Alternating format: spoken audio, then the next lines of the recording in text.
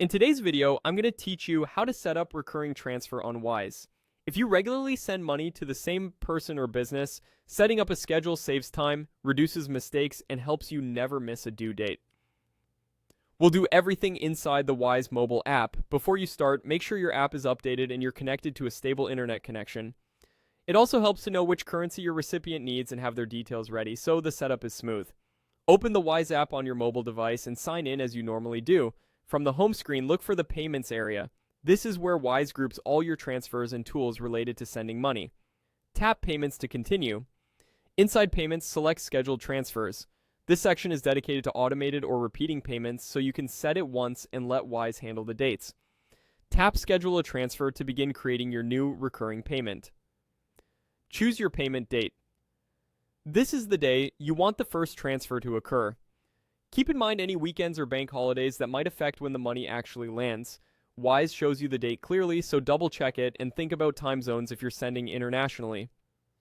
Next, select Repeat.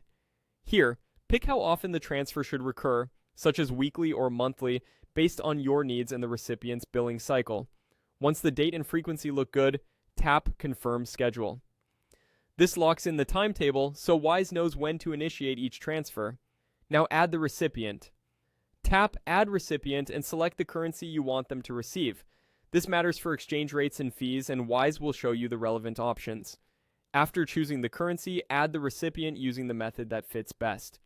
You can search for them on Wise if they have a Wise profile, choose an e-wallet if they receive funds that way, enter bank details if you're sending to a bank account, or upload a supporting screenshot or invoice to keep everything organized and accurate.